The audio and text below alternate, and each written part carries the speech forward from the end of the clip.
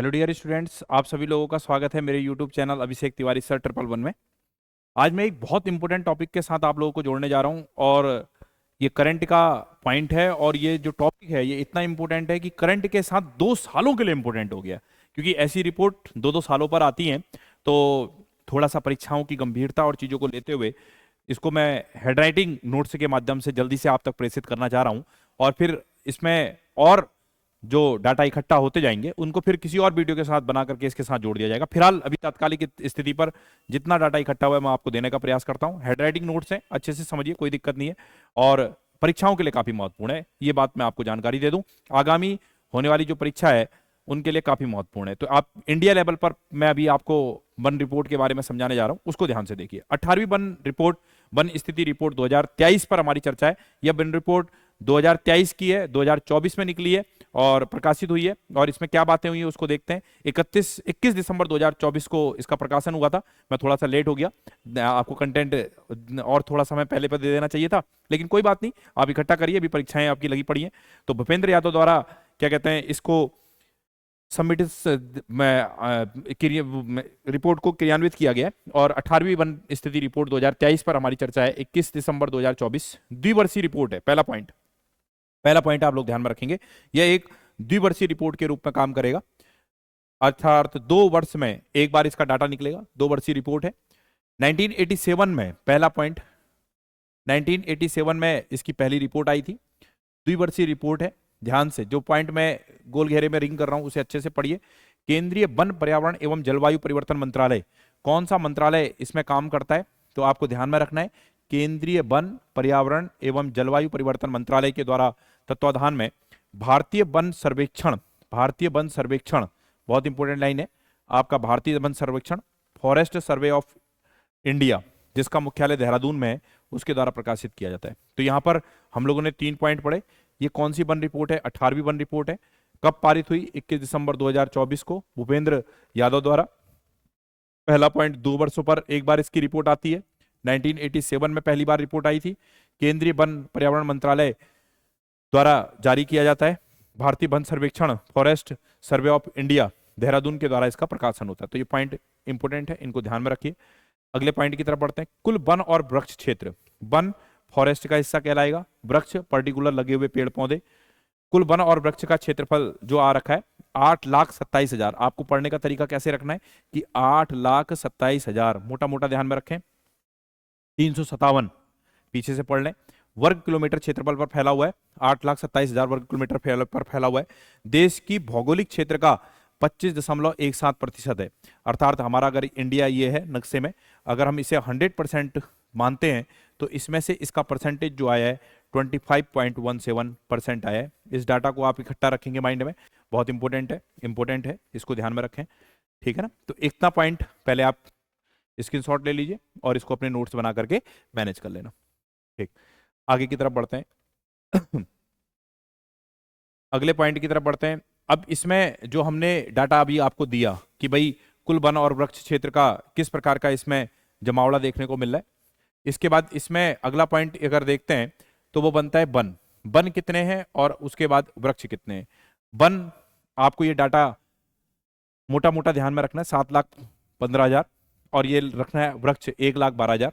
लेकिन इसका जो परसेंटेज है उस पॉइंट को आप अच्छे से ध्यान में रखें, 27.76% है और ये 3.41% है। अगर मैं इन दोनों डाटा को एक साथ अगर काउंट कर दूं तो इन डाटा का मान जो आएगा इतना आएगा, 25.17%। तो जिसमें वनों का जो परसेंटेज है वो 21.76% है और जो वृक्ष का परसेंटेज है वो है आपका 3.141%। तो परसेंटेज वाली वैल्यू को आप ज्यादा इंपोर्टेंस दें, उसे याद रखें, ठीक है ना। मोटा मोटा उसमें ध्यान में रखें। 2021 की तुलना में वृद्धि होते हुए दिखाई दी है वनों में, और वो 1,445 वर्ग किलोमीटर की वृद्धि को इंडिकेट कर रहा है। वन जहां पर 156 वर्ग किलोमीटर में जहां पर अपने आप को बढ़ते हुए दिख रहे हैं, तो वृक्ष वहीं पर 1,289 1289 वर्ग किलोमीटर क्षेत्रफल में बढ़ते हुए दिखाई दे रहा है। तो एक तो ये पॉइंट आप लोग ध्यान में रखें, इसका स्क्रीनशॉट ले लें। अगला पॉइंट, अब इसके बाद हम लोग आगे बढ़ते हैं अगले पॉइंट की तरफ। अगला पॉइंट कह रहा है, एक चार्ट के माध्यम से इंडिकेट कर रहा है, चार्ट को समझाने का प्रयास कर रहा है कार्ड में क्या इंडिकेट कर रखा है, गैर वन भूमि। तो गैर वन भूमि का जो परसेंटेज हमें देखने को मिल रहा है वो 24,16,489 है, जो 73.50 है। तो अभी मैंने आपको आंकड़ा बताया था कि इसमें जो टोटल जा रहा है और जो गैर वन भूमि है वो 73.50 हो गए। किसी को भी रेशियो को अगर हम 100% पर देखते हैं, चेकआउट करते हैं, तो उसमें 73.50 अर्थात गैर वन है। ये वनों की संख्या में और बढ़ोतरी होनी चाहिए। आप सब जानते हो वन हमारे जीवन में कितने महत्वपूर्ण है। वनों से ही यहाँ पर जीवन है, ठीक है ना, वनों से ही समृद्धि है। और ये खूबसूरती है हमारे पृथ्वी ग्रह की कि इनमें जीवन का जो मुख्य आधार है उसमें एक आयाम के रूप में हमारे पास वन सबसे महत्वपूर्ण कारक के रूप में काम करते हैं। वैसे तो हर चीज का अपना एक महत्व है, हर किसी का अपना एक, इस पूरे पृथ्वी जो परिवार है इसमें सबका अपना एक विशेष उद्देश्य है और वनों की भी महती भूमिका है। आज आए दिन वनों का जो सेक्टर पॉइंट है बढ़ना चाहिए, उसके बदले घट रहा है, जिससे इन्वायरमेंट पर बहुत ज़्यादा इफेक्ट पड़ रहा है। आप सबको मालूम है आज जिस तरह से वैश्विक तापमान में बदलाव पैदा हो रहा है, आपका ग्लोबल वार्मिंग की समस्याएं हो रही हैं। गर्मी में बहुत ज़्यादा मात्रा में, इतनी गर्मी का 50 डिग्री सेल्सियस तक, 47 48 तक तो आम बात हो गई है। इस तरह से बढ़ता हुआ जो परसेंटेज है ये कहीं ना कहीं आने वाले समय में एक निगेटिव पॉइंट्स को लेकर के चल रहा है। अगर मानव ने सचेतता के द्वारा इसको रोकने का प्रयास नहीं किया तो यह एक भयावह स्थिति को पैदा कर देगा। इसमें गैर वन जो है 73.50 है। सभी मनुष्यों को यह चाहिए कि इसमें वृक्षों के उत्पादन को बढ़ाने में अपना योगदान दे। झाड़ियां इस समय 1.30 है, वृक्ष क्षेत्र जो है 3.141% है और वन क्षेत्र जो आ रहा है वो 21.76। ये वन क्षेत्र है 21.76%। अभी मैंने आपको बताया वृक्ष क्षेत्र जो है आपका 3.41, दोनों को जोड़ दोगे तो 25 समथिंग हो जाएगा।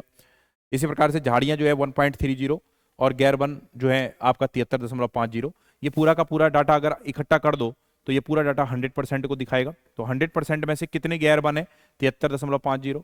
झाड़ियां कितनी है, 1.30। वृक्ष क्षेत्र कितने हैं, 3.41। वन क्षेत्र कितने हैं, 21.76%। तो इस डाटा को आप अच्छे से मैनेज करें, इसका भी स्क्रीनशॉट ले लें। अगले पॉइंट की तरफ बढ़ते हैं।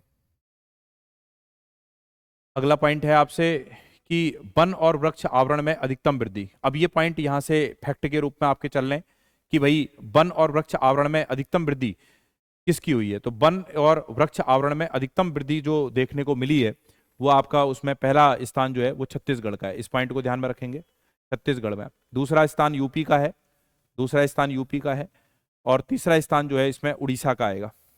और इसका याद करने का तरीका CUO रख लीजिएगा, छत्तीसगढ़, उत्तर प्रदेश और उड़ीसा। तो सबसे ज्यादा वन और वृक्ष आवरण में अधिकतम वृद्धि जो हुई है छत्तीसगढ़ में, फिर उत्तर प्रदेश में और फिर उड़ीसा में। और इसी प्रकार से वन आवरण में अधिकतम वृद्धि अगर देखा जाए तो वन आवरण में अभी तक हमने वन और वृक्ष दोनों पढ़ा, वन और वृक्ष दोनों पढ़ा था। वन और वृक्ष को लेकर के देखा, पहला स्थान छत्तीसगढ़ का, दूसरा यूपी का और तीसरा उड़ीसा का। अब केवल हम वन के बारे में बात कर रहे हैं, फॉरेस्ट आवरण के बारे में। और अधिकतम वृद्धि जो हुई है वो मिजोरम में हुई है। आप इसको ध्यान में रखेंगे, पॉइंट को समझें। वो वन और वृक्ष के साथ है, ये केवल वन में है। तो वन में मिजोरम, दूसरा स्थान गुजरात का और तीसरा उड़ीसा का आएगा। तो मिजोरम, गुजरात और उड़ीसा। फॉरेस्ट वृक्ष में अगर बात की जाए तो पहला स्थान महाराष्ट्र, फिर राजस्थान और यूपी। इस तरह से इसको इंडिकेट रखेंगे, ठीक है। पॉइंटों को बार बार रिपीट करें और अच्छे से मैनेज करें, ठीक है ना। इसका भी स्क्रीनशॉट ले लें आप फटाफट। अगले पॉइंट की तरफ बढ़ते हैं। क्षेत्रफल में, क्षेत्रफल के हिसाब से आपका सबसे अधिक वन और वृक्ष आवरण वाले शीर्ष 3 राज्य। अब वन और वृक्ष किसके हिसाब से, क्षेत्रफल के हिसाब से, एरिया के हिसाब से। दो चीजों के रूप में पढ़ेंगे, एक एरिया और दूसरा परसेंटेज। अभी यहाँ एरिया आ रहा है, तो क्षेत्रफल के हिसाब से सबसे अधिक वन और वृक्ष का आवरण वाले 3 शीर्ष राज्य कौन कौन से हैं। तो पहला स्थान आ जाएगा मध्य प्रदेश का, दूसरा अरुणाचल प्रदेश का और तीसरा महाराष्ट्र का। भारत का नक्शा साथ में ले लें, चीजों को ध्यान से पढ़ें और जो पॉइंट आपको दिख रहे हैं वो क्या पढ़ रहे हैं, उसका भाव क्या है, उसको समझ करके इनको याद करने का प्रयास करें। और कम से कम कुछ नहीं तो एक दो तो सभी का याद रखें। आजकल पेपर वाले पर्टिकुलर एक के बारे में दे दे रहे हैं कि इसका ये है, बताइए दूसरे का आंसर क्या होगा। तो ऐसी स्थिति में आप उसके प्रति सचेतता रखें। क्षेत्रफल के हिसाब से सर्वाधिक वन वाले राज्य, अब फिर से वन की बात कर रहा है खाली, तो इसमें क्षेत्रफल के हिसाब से पहला आ जाएगा मध्य प्रदेश, फिर आ जाएगा अरुणाचल प्रदेश और फिर आ जाएगा छत्तीसगढ़। तो ये 3 पॉइंट यहाँ पर क्लियर रखें, इसका भी स्क्रीनशॉट ले लें, नोट्स बना करके इसे मैनेज कर लें, 2 साल के लिए आपके लिए बहुत महत्वपूर्ण है। अगला पॉइंट, भारत, इसके बाद एक पॉइंट आपको इंडिकेट करता हुआ दिखाई दे रहा है कि यहाँ पर इसको लेते हैं, ठीक है ना, इसको ले लेते हैं, इसको समझा देते हैं। भारत का वैसे तो 33% क्षेत्र पर वन होने चाहिए, ये एक डाटा दे रखा है कि 33% पर वन होना चाहिए, और जो अभी इसको कवर करना चाहिए, लेकिन ऐसा नहीं है, और ये रेशियो जो है 25% पर है। तो अभी भी हम बहुत इसमें पीछे हैं, और जिसी के कारण से इतनी प्रॉब्लम्स आ रही है। एक जो पॉइंट ऑफ लक्ष्य है वो आपका क्लियर होना चाहिए, पॉइंट ऑफ लक्ष्य अगर क्लियर नहीं होगा तो इसमें दिक्कत आएगी।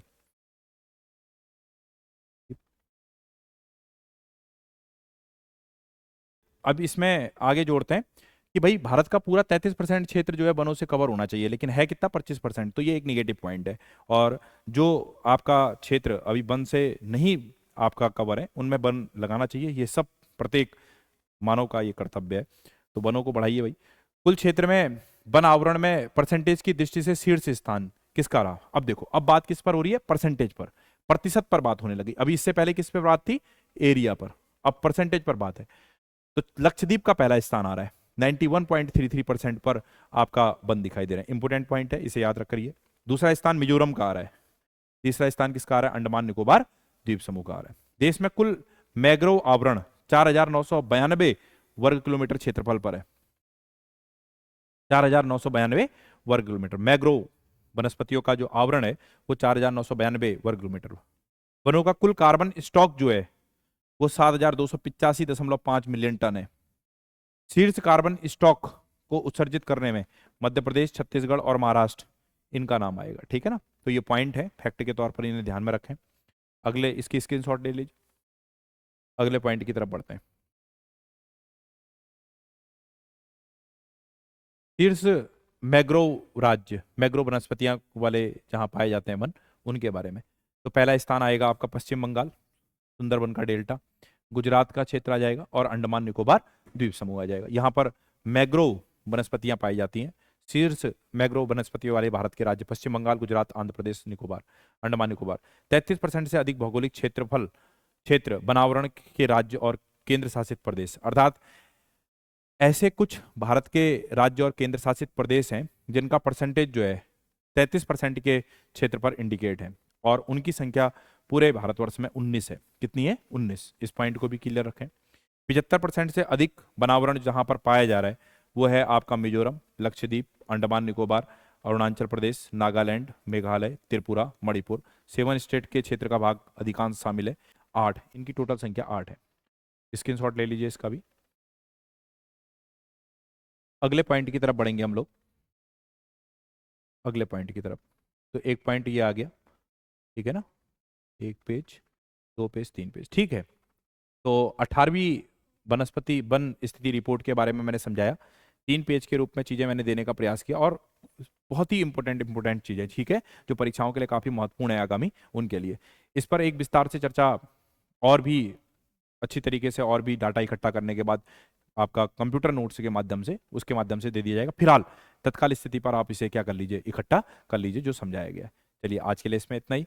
आप लोगों को ढेर सारी शुभकामनाएं। जय हिंद, जय भारत, जय उत्तराखंड।